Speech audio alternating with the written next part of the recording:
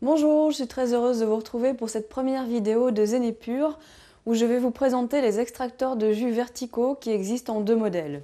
Donc en fait on a le Vital Juicer 01 qui est ici en inox rouge et il existe également en inox naturel de couleur grise. Alors cet extracteur de jus a un moteur qui est garanti 7 ans et des pièces qui sont garanties pendant 1 an. Et le deuxième modèle qui est le Vital Juicer 02 qui existe ici en noir mat, va exister également en blanc, en rouge et en vert.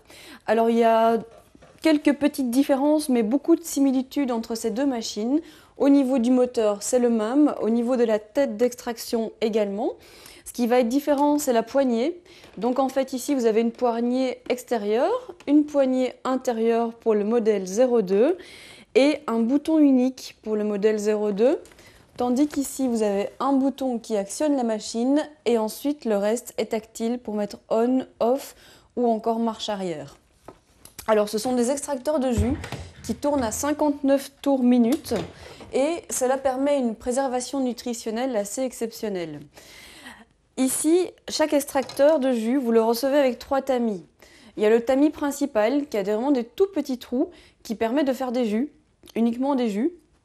Alors le tamis avec des trous un peu plus grands vous permet de faire des coulis, des smoothies, un coulis de tomate, un gazpacho, un coulis à la fraise et ce genre de préparation.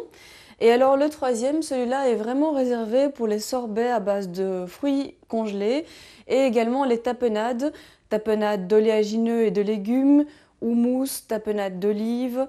Toutes ces préparations-là seront possibles également avec l'extracteur de jus. Alors, ici, vous avez également un petit bouchon, qui vous permet de fermer pendant certaines préparations quand la matière et le jus ont besoin de plus longtemps tourner ensemble avant de pouvoir libérer le jus dans un des deux bacs.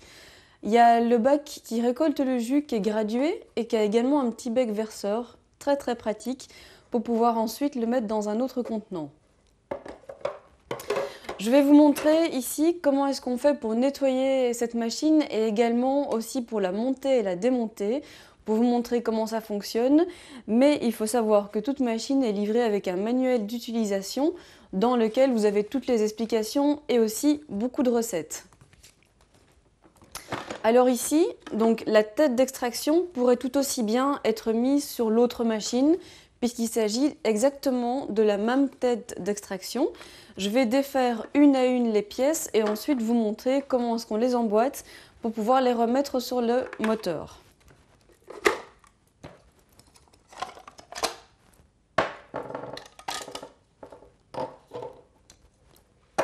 Alors, ici j'ai le bac principal avec la sortie pour les fibres et la sortie pour le jus. Derrière, vous avez un petit caoutchouc rouge qui en fait doit être bien fermé au moment où vous allez le préparer pour faire les jus.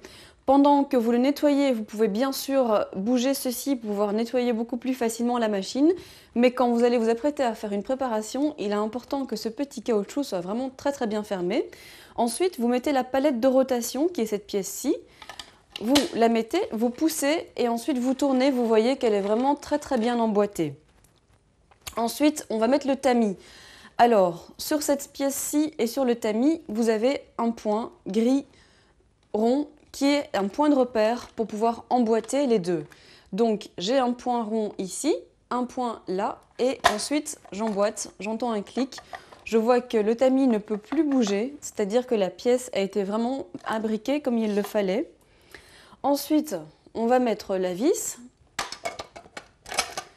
Vous la mettez et vous tournez un petit peu, voir si ça tourne, si ça fonctionne. À ce moment-là, c'est qu'elle a été bien placée également. Et alors ici, avec le trémis, ça vous permet encore un point de repère avec le petit point qui est ici, de le mettre juste en face de l'autre point. Vous calez les deux pièces. Vous avez une petite flèche qui vous indique la direction pour tourner et ensuite, ça tient. C'est donc bien positionné. Il ne manque plus que le poussoir que vous introduisez. Et ensuite, le dernier point de repère dont il faut tenir compte pour que la machine soit vraiment bien prête à fonctionner, c'est ce triangle-ci qui doit correspondre au triangle que vous avez en face du stop. Donc, moi, je mets les deux triangles face à face. Et une fois qu'ils sont bien positionnés, je pousse pour être sûr que la machine soit bien prête. Donc là, c'est le cas. Je vois qu'il n'y a pas d'espace ici en dessous entre le moteur et la tête d'extraction. C'est que la machine est prête pour faire le jus. Ensuite, je voulais vous montrer quelque chose d'assez important. Donc pour le nettoyage, chaque pièce, vous la passez sous l'eau avec un peu de savon et ce sera parfait.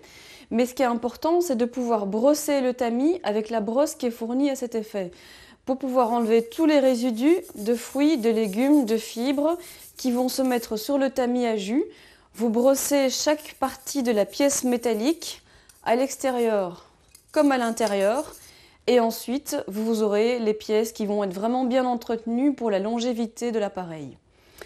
Donc voilà, ça termine la première présentation que l'on souhaitait vous faire avec toutes les questions qui peuvent se poser quand vous choisissez un extracteur de jus vertical.